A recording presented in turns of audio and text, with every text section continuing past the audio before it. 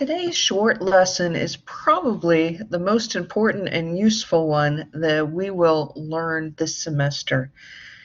It is trying to tell when you're reading a set passage or text, what is the topic, what is the main idea, and what's the supporting details, and what are the difference between these three things? What do we mean when we ask you to find the main idea, for example? Well, let's start with the topic. Okay. This is very important to understand what is the topic of what you're reading. And it is the main idea. It is not the main idea, it is the broadest idea you're going to find in your text. It answers the question, who or what is this text about? And when you're thinking about this, just look for a word or a phrase. Don't try to put it into a complete thought or sentence. You might look at the title or the headings. You're often going to find it there. And I guarantee you, you're going to find the same word repeated many times in the text. Maybe it'll be a pronoun referring to that. Maybe it will be a synonym that means the same thing, but it's going to be the same idea repeated again and again and again. So let's look at three groups of words. One will be the topic, another will be a main idea, and another will be a detail. Let's see if we can find the topic, the broadest category. All right. Here's A, heavy metal music. You see that in that sentence. Here's B, it's just heavy metal music.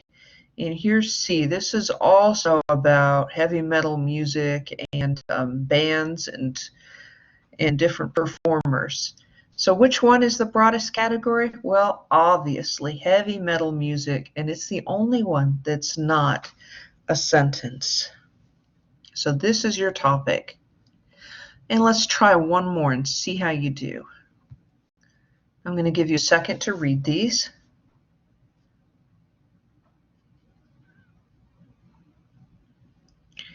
All right, I'm fairly certain that you are going to pick A because that is the broadest category, just 19th century American literature. And it's the only one that's not a sentence again.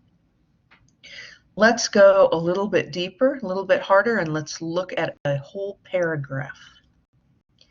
I want you to identify the topic here. As you read, look for a word that is repeated over and over again. Now, why don't you pause and take a minute to read this carefully. All right, imagine that if you had a highlighter, yours would look a lot like this. Okay? The word cake is there over and over again. Cake, cake, cake. You cannot read this without getting a little bit hungry. And you notice that I also highlighted it, because that's a pronoun that is referencing the word cake, so it means the same thing. So in almost every sentence, you see the word cake repeated. All right, great. Well, you've got a topic. You've got the topic. So let's look and see if we can figure out what the main ideas are. And this is sometimes a little bit harder. All right, the main idea is the author's main point. Okay? So it should be, you've got to pick, there's a picture of this in your textbook. I hope you'll look at and really think about and even write it down and draw it in your notes. That is an umbrella. Every point, every sentence in this paragraph is going to be under this umbrella of the main idea. And you get at the main idea by asking, what point does the author wish to make about this topic? And here we go, it's always in a complete sentence. The topic, never a complete sentence. The main idea is always a complete sentence. And if you look at this middle point here, that if you have a longer text, a couple of paragraphs or a 5-paragraph essay, for example, all of the paragraphs will combine and support this central idea. That's the same thing as the main idea. Or a thesis. If you have ever written an essay and you had to write a thesis statement, that was the main idea of the whole paper, and it's expressed as a complete sentence. So let's go back to our heavy metal and look at these. Now, we already guessed that B was the topic. So which of the A or C is going to be the main idea? Let's see. Well, I think you're going to say that it was A. Heavy metal music has been replaced by Gothic music in the 90s. This is a whole idea. It's a simple idea. I can see it being like an umbrella covering a lot of other information. Okay. But this one down here, I think that has a lot of details in it. Look at that. Ozzy Osbourne was America's #1 heavy metal rocker. And then it mentions another artist, Pete Steele, and his band, Typo Negative. Those are all details, supporting details.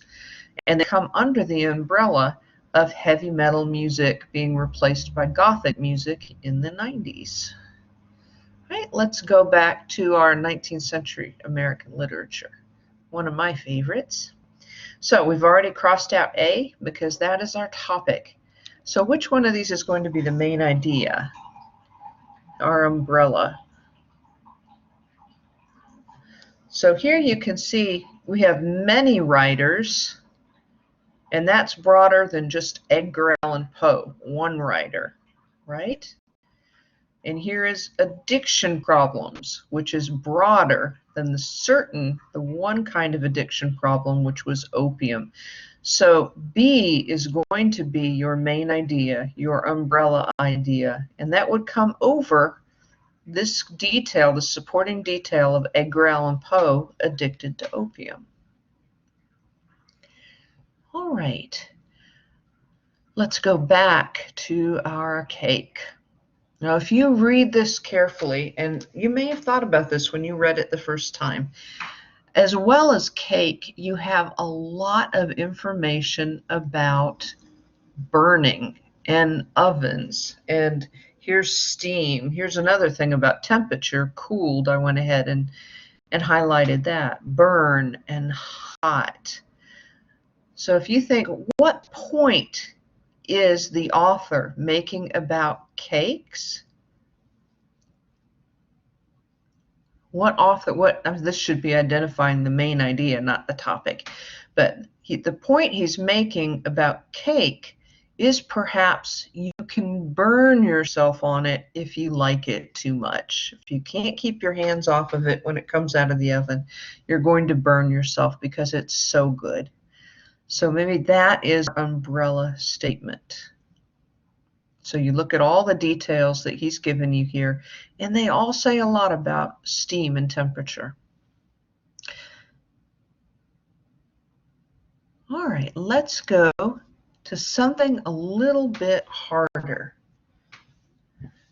And I would like you to take a moment and stop and read this carefully. Look for ideas. What is the author talking about? What kind of idea is repeated over and over and over again? All right. So I'll give you a moment to do that.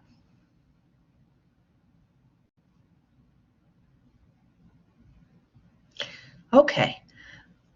So I think when I read it, what popped out at me was all kinds of information about colors, color. So I highlighted every mention of color, and then specific colors I also mentioned because that's just more about color. So I think that the topic here is about color. But what is the author saying about color? Let's take a moment and look at this. Is he asking, identifying the main idea? Is he talking about what his favorite color is?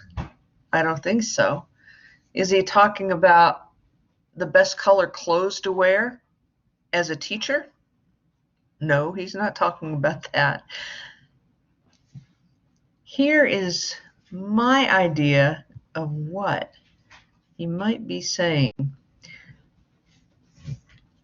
I found things about logos in the first and last sentence, and then lots of things about psychology, psychological reasons, stimulating, activity, happiness, psychologically optimized, brain, sending you signals.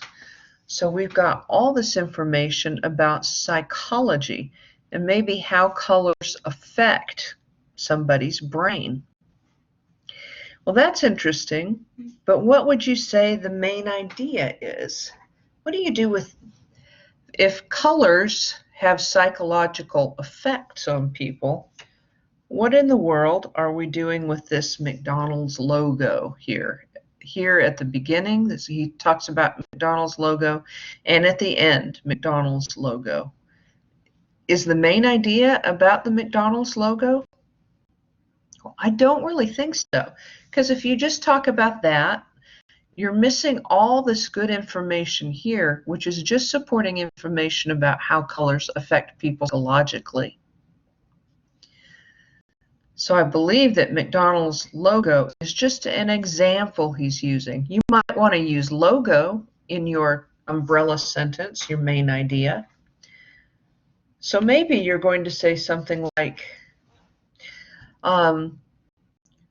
fast food logos or logos in general. Logos, the colors of logos are chosen according to their psychological effects on people. Something like that would be your main idea. So that covers the colors, that also includes the psychological effects, and it includes the broad idea of logos, or maybe even fast food logos. You might want to put that in your main idea. But the rest of these, even the specific colors and just the ideas of happiness and stimulating and activities, are all supporting details. I hope this just helps you begin thinking about how to tell the difference between the topic, the broadest category, the main idea, the umbrella, and then the supporting details. And looking at those supporting details will kind of push you up to see what the main idea is. Okay, as you'll do this over and over again, you'll practice this almost every time you open your textbook and do some work for this class. So if you have problems, make sure to ask for help. And when you're working through the passages and the questions in the textbook and on the Townsend Press Learning Center, take note of what you're having the most trouble with. Are you having trouble finding the topic, or is the main idea really hard for you to get hold of and write a sentence about? Okay, write that down, work on these areas, and seek help. Come to one of the office hours, make an appointment. We'll go through some passages together and see if we can't help you think clearly and help your brain recognize those really quickly. And you will get better at it, I promise, as the semester goes on. Thanks for listening to the end.